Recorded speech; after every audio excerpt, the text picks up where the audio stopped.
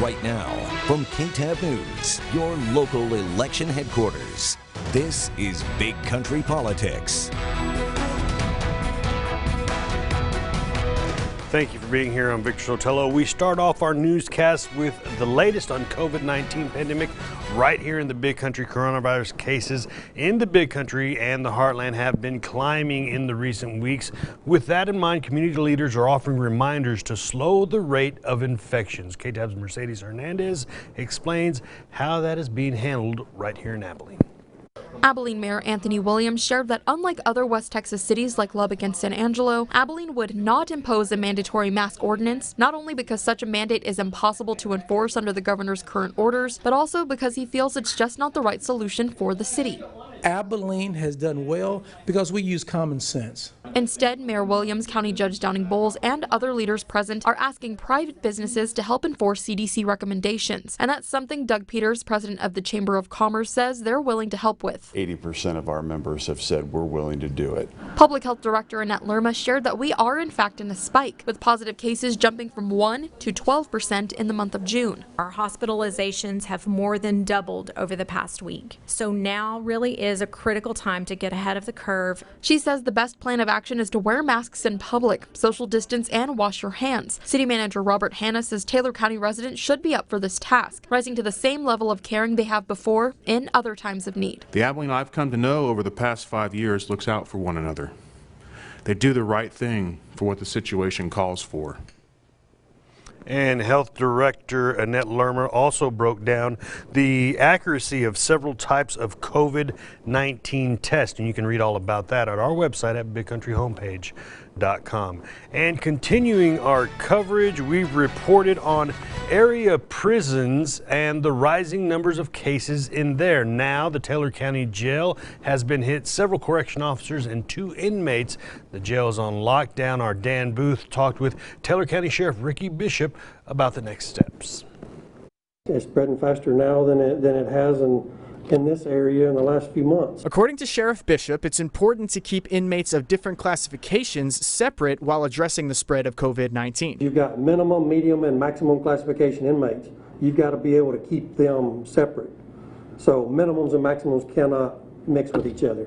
So we've got to be careful on how we move people around. Sheriff Bishop says the Taylor County Detention Center is overcrowded, making it more complicated to use the limited space the prison has. We have been overcrowded. We've got other counties that are holding prisoners for us right now, male and female both. According to Sheriff Bishop, inmates who are out of their cells are required to wear masks, and those working with people who are in quarantine are wearing protective gear. They've got gowns, they've got masks, they've got face shields, they've got gloves.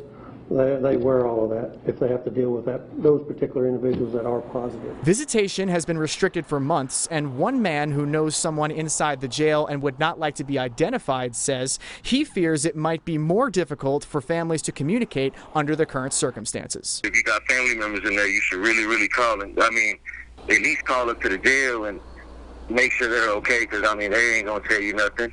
I mean, it's going to be hard for them to reach out if they can't talk to you on the phone. For BigCountryHomepage.com, I'm Dan Booth. And Sheriff Ricky Bishop requested a jail testing team from the state to address the further possible spread of the virus as quick as possible. And now from your local election headquarters, early voting is underway across the Lone Star State, but COVID-19 is still a concern. KTAB's Wes Rappaport looks into whether more voters might turn to curbside voting this time to avoid COVID-19 infection. It's an option for voters that may take longer, but give you peace of mind as you cast your ballot. And if a voter feels like they are symptomatic or may have been exposed to a person with COVID-19, we encourage them to utilize curbside voting. Curbside voting allows Texans to vote from their car. Texas election code says voters who are physically unable to enter the polling place without personal assistance or likelihood of injuring the voter's health qualify. It's required by state law for every polling place to have available curbside voting for those persons who feel like they may injure their health if they enter the polling place. But it sets up the potential for some voters having to wait longer in the car. Curbside voting has been used for a while, but it's not used in mass. And in truth, elections are not set up to be drive-through, and that's sort of what this is. So it's a little bit slower process. If you plan to use this option, the state suggests you call your county elections office ahead of time so election workers can prepare the proper voting materials for you. Well, the Secretary of State's office encourages voters to bring their own hand sanitizer and wear their own face masks to the polling place. Early voting runs through July 10th. Election day is July 14th. And a little later in the show, we'll hear from Taylor County Elections Administrator about our process locally. And now turning to our eye on the economy, Texas is on lockdown, Texas reopening, Texas locking down again. The recent rollback on reopening is not providing much security for thousands of workers across the Lone Star State. And with rent due and the pressure for income increases, KTAB's Russ Rappaport again pressed the Texas Workforce Commission on how the agency is catching up with a new batch of callers needing guidance on filling out unemployment claims. All they had to do was just go in and fill out their claim and start collecting their money. And out of 9 employees, I had 1 that was able to do that. Sonia Wilson thought she was setting her employees at Southpaw's Play School up for success when she furloughed them in March. But she then found herself spending hours trying to get a hold of a person at the Texas Workforce Commission to help. 30 hours a week we were spending calling the number, trying to get all of our employees set up for unemployment. For some, first of the month rent is due and they need to get a hold of a person to help process their claim, whether they're filing for the first time or filing again. We know that you are desperately needing to speak to somebody. The Texas Workforce Commission says if you had already been receiving unemployment benefits, then went back to work and lost your job again during the state's reopening rollback, the process for new benefits to kick in is shorter. From the last time you requested a payment from us, if you went more than 3 weeks, then you have to file an additional claim. Just check off, it's a little drop-down menu. Check off laid off. Wilson says TWC finally wrapped up the process for all of her employees this weekend, and it stressed her team out in more ways than one. It's not helpful to our mental health, the health of my employees, to wonder whether they're going to be able to pay rent or whether they're going to get evicted, whether they're going to get where their meals are going to come from. The Texas Workforce Commission has increased digital operations to help Texans needing guidance through the claims process. Next, we're talking the UMCA. That's the United States-Mexico-Canada Agreement. Now it's official, the trade deal taking effect last week, replacing NAFTA as the trade agreement between the U.S., Mexico, and Canada. KTAB's Washington Bureau correspondent Anna Warnicki has been following this since the beginning. U.S. Trade Representative Robert Lighthizer says after 3 years of negotiating and renegotiating with Canada and Mexico, they finally found a deal everyone agreed to. It was a tough negotiation. We ended up with a fantastic deal. The USMCA trade deal, which replaces NAFTA, is expected to generate more trade between the 3 countries, create more jobs, and boost the U.S. economy. You're going to see new access on dairy products into Canada. You're going to see our wheat graded properly. You're going to see new rules of origin on automobiles with both Mexico and Canada. Replacing NAFTA was one of President Trump's top campaign promises, and Lighthizer says the deal couldn't come at a better time. Hopefully it'll help get us past this pandemic and the economic problems that have gone with it. Treasury Department spokesperson Monica Crowley says the deal will bring much needed certainty to American farmers and workers as they cope with the ongoing pandemic. It's been estimated that USMCA will generate upwards of $235 billion to the American GDP and upwards of about 500,000 new jobs for American workers. But Texas Democratic Congressman Henry Cuellar says the work isn't done yet. Now we have to look at the details, the rules to implement. Cuellar says he is working with Mexican officials to make sure the rules and obligations the 3 countries agreed to are enforced. In Washington, I'm Anna Warnicki. And the White House emphasizing that USMCA is expected to boost the U.S. economy. Still to come on Big Country Politics, early voting is underway across the state, but with COVID-19 pandemic, we're looking into the changes and precautions officials are taking. An in-depth conversation with Taylor County Elections Administrator. We're back in 2 minutes.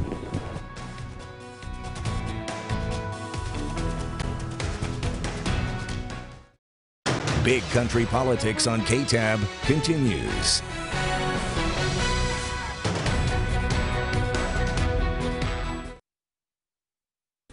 All right, welcome back to Big Country Politics. Joining us is Freda Ragan, Taylor County Elections Administrator. We're going to talk everything voting since we're in the midst of early voting. Freda Ragan, thank you very much for being on the show. Thank you very much for having me. Well, we want to talk about, we'll get right into it. We want to talk about people coming into the building here at the Taylor County Elections Office to cast their ballot.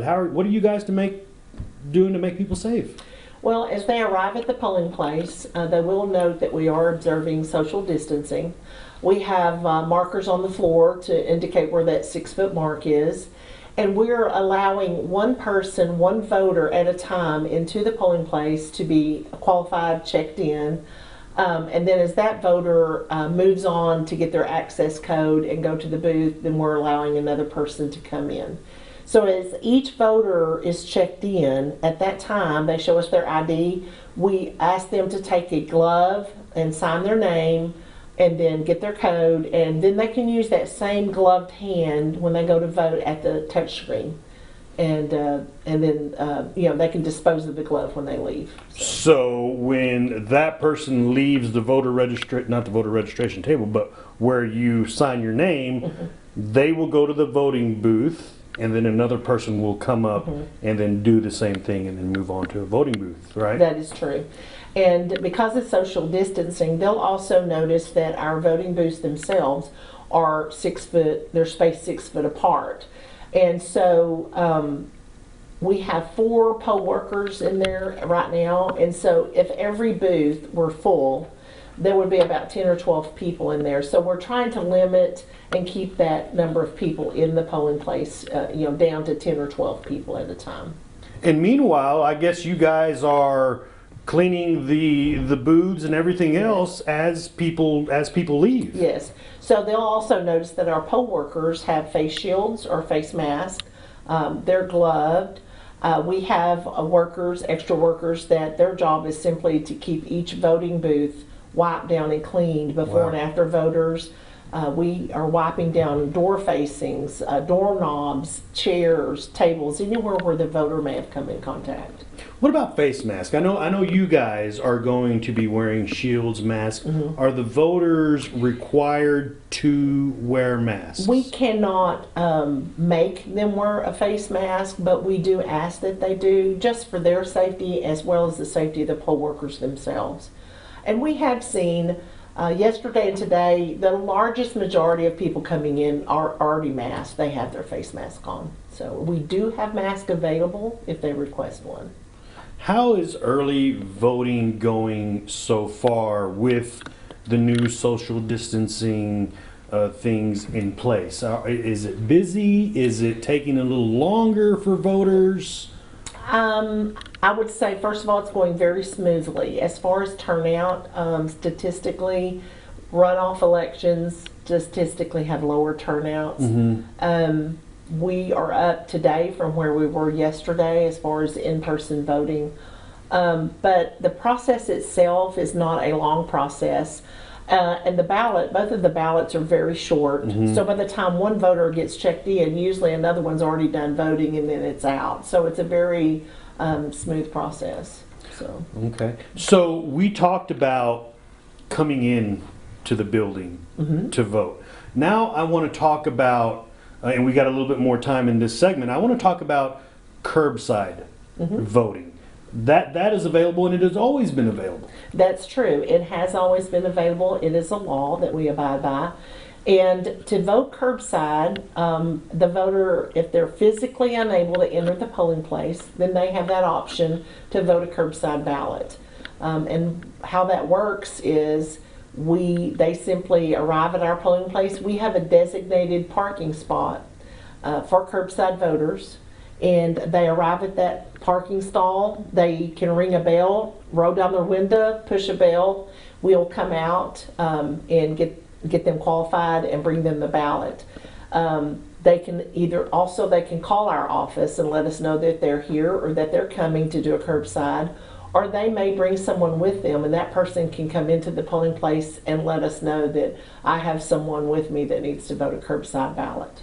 So it is a little longer process to do that, to do a curbside vote. It is a little bit longer.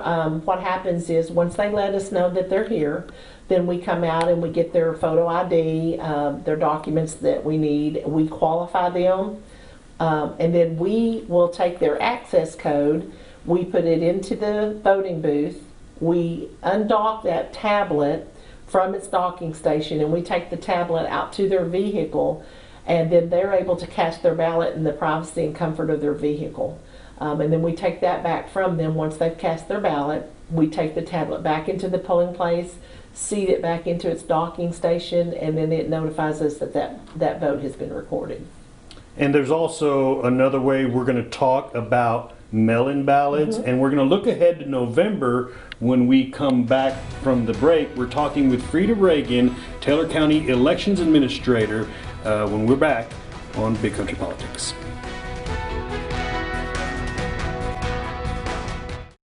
Big Country Politics on KTAB continues. All right, welcome back to Big Country Politics. We're continuing our conversation with Freda Ragan, Taylor County Elections Administrator. We have already talked about curbside voting. We talked about coming into the building to vote and everything you guys are doing to keep people safe. Now let's talk about, and it's been in the news lately, it's been a hot topic really, mail-in ballots. Talk a little bit about that. So in Texas, in order to be eligible to vote a ballot by mail, the voter must be 65 years of age or older, absent from the county either or both during the early voting period and election day, or disabled, or in jail but otherwise eligible. Now, there's no concessions for people who just want to mail in vote because of COVID-19, right? Well, there was, and has still been litigation ongoing. There was lawsuits that were filed because of the COVID. They felt like voters should be eligible to vote their ballot by mail because of fear of going and voting in person. Sure. And it went all the way to the Texas Supreme Court. And the Texas Supreme Court did rule, and that ruling did stand, in that immunity to COVID-19 in of itself is not a valid reason for a person to be eligible to vote a ballot by mail. And so current Texas election code law does stand. And we have had voters that have called and expressing their concerns and fears, if you will, about going to the polling place. And being in contact with other individuals or being in areas, outside their home. We understand where they're coming from. We sympathize with that, but we have to follow the current law and as it stands. Well, maybe after watching our first segment, it'll ease those concerns a little bit. Yeah, hopefully so. But despite that, your mail-in ballots are up. Yes, we do have an increase in our mail ballots. Just since March of 20, this past primary, we mailed out a total of 1,491 mail ballots total. And as of today, we've mailed out over 2,000. And so that about a 35% increase just since March. And we do anticipate and we do see that's probably going to be the trend, and it will continue to increase the closer we get to November. So people who can take advantage of it are? Yes, yes. I also want to look ahead to November. What are you guys seeing, looking ahead to in November? I mean, this is a good, like you mentioned earlier, this is a good practice run for a much bigger election, right? Sure, yes. Voting in a pandemic can certainly present its own challenges, a set of challenges. But one of the challenges that we see going into November, is that we're going to have larger polling locations. Because we're having to social distance our voting booths, then that reduces the number that we can potentially get into a polling place. So we need to look at some of our smaller locations. Maybe we need to do a larger location. And then poll workers in of itself is going to be a challenge. In a presidential election without a virus, we always ramp up our poll workers in our polling places just because we anticipate large turnouts. But with the virus itself, we're going to need extra poll workers just simply to clean the machines, make sure the polling place is clean at all times. And so we are looking for poll workers. So if anyone is interested, we would love to have them. The only qualification to be a poll worker. That's what I was going to ask, yeah. The only qualification to be a poll worker is you have to be a registered voter in Taylor County, and you have to be willing to work a long day. Election day is typically a 13, 14-hour day. Wow. Usually they'll arrive at the polling place at 6 a.m. and they work until the polls close at 7, and if we have lines, it could be past that time. So, yeah. Wow. So you're going to need more poll workers, you're going to need bigger locations, and of course at all those locations you're going to have curbside voting available. Yes. Okay. So if more people take advantage of that curbside on election day, we'll need people that are able to go out to the parking lots and assist those voters and take care of those voters.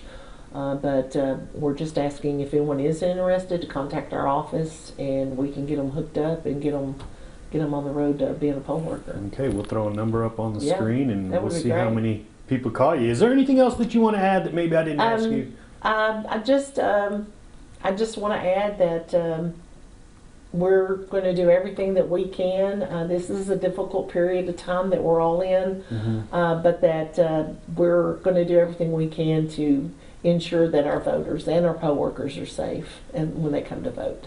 All right, Freda Ragan, Taylor County Elections Administrator, thank you again for being on the show. We will be back on Big Country Politics.